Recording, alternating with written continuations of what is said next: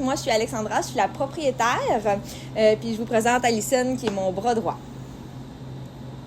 Mon dernier voyage aux États-Unis, j'ai pu prendre connaissance du gros problème de surpopulation aux États-Unis, dont dans plusieurs États qu'eux utilisent l'euthanasie de masse pour pouvoir enrayer le problème. La Californie, le Texas, c'est deux des États super critiques. Donc, évidemment, j'en ai parlé à Alexandra. On en est venu à une conclusion qu'on devait agir au plus vite, puis on a décidé de se rendre directement au Texas. Là, au Québec, nos vétérinaires, l'ordre des vétérinaires est assez éthique, je vous dirais, ce qui fait en sorte qu'ils vont pas euthanasier des chiens en parfaite santé. Ils vont aller avec une certaine, justement, logique. Des chiens avec des problèmes de comportement, des problèmes de santé graves.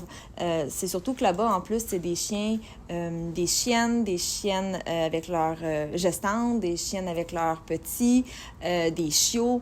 Ils vont prioriser ces chiens-là. C'est ça qui nous a un peu crevé le cœur parce qu'en fait, eux autres, ils sont en manque de ressources, ils ont une surpopulation. Donc, pour eux, ils vont valoriser ces euthanasies-là. C'est la raison pour laquelle là, on a décidé de foncer vers le Texas parce que pour nous, c'était juste inconcevable que ces chiennes-là soient euthanasiées sans raison. La première mission, on avait des moyens limités, on était pleine de bonnes intentions. On est parti avec un Mazda CX-5, donc on n'avait pas pu en rapporter énormément. Donc la deuxième mission, c'est d'être mieux équipé, de le faire encore plus efficacement, puis surtout d'en rapporter un petit peu plus là, pour que ce soit encore plus efficace pour sauver le plus de vies possible.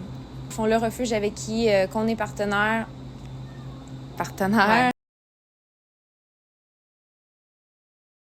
Ouais. Dans le fond, eux, ils ont un lien qui met à jour toutes les 15 minutes des animaux qui vont être pour la mort, en fait. On fait une sélection selon notre place disponible, notre capacité.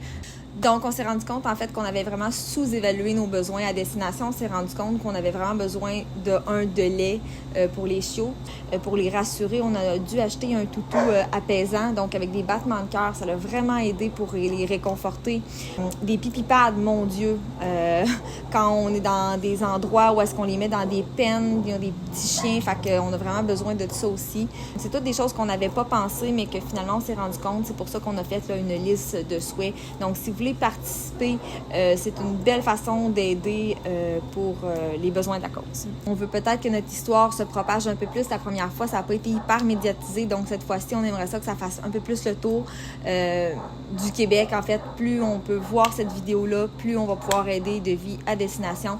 Donc, que ce soit un lien PayPal, que ce soit le GoFundMe, exactement, notre wishlist, toutes les façons sont bonnes là, pour aider à contribuer pour notre prochaine mission.